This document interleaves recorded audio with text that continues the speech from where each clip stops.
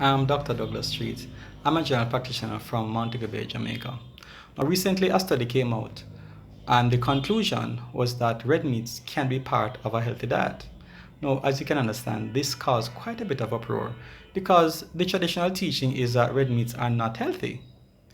And I'm sure you may have seen other recommendations that might seem conflicted.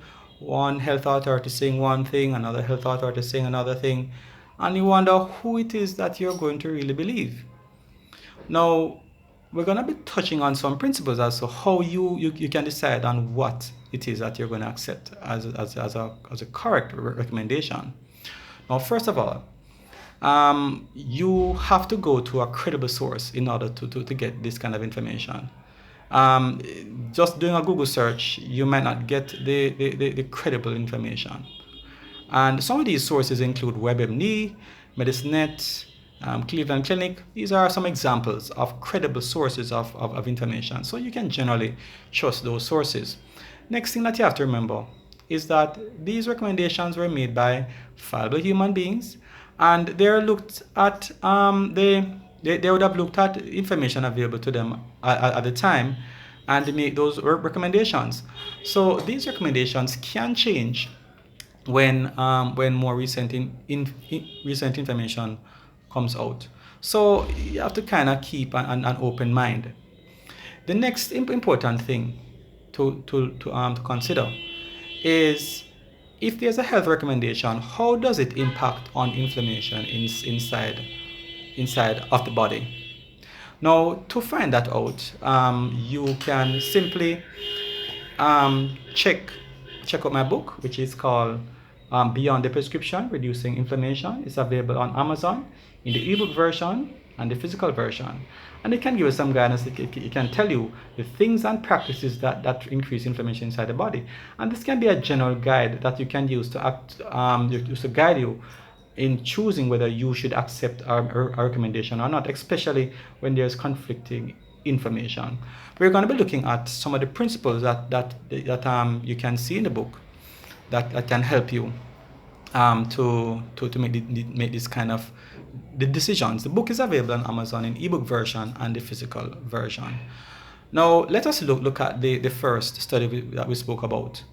Now it is well known that red meats increase inflammation inside of your body, and as a result of that, they have been associated with cancer, heart disease, and other problems, strokes, and so on. So therefore, when you see a recommendation saying that it's okay for you to eat red meat and it can be part of a healthy diet, automatically you'll realize that that recommendation is highly questionable and can probably be ignored. Red meats are well known not to be healthy, so you don't need to change your mind about it and start consuming it. Your health will probably suffer for it. Now let's look at some others, which you may have heard that may also seem conflicted. Now let's look at coconut oil. You've probably seen at different times the different recommendations regarding coconut oil. Now, if you look at the book, the information that is there, you will see that oils that have been exposed to prolonged heat generally become unhealthy. Coconut oil can be extracted using a heat-based method or a non-heat-based method, which is called the virgin oil or extra virgin oil.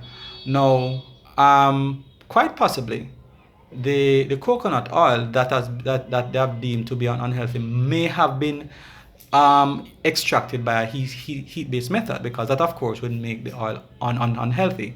Now coconut is well known to have a lot of health benefits, and the coconut oil also has been shown to have many health benefits, and quite possibly the reason why you may come to a negative conclusion about it is because of the way that the oil was extracted.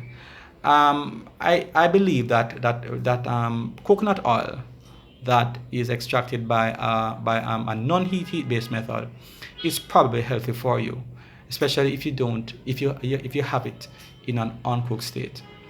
Next time we're going to be looking at is soy. This is a very controversial one. And again, you have different recommendations coming from different authorities about it.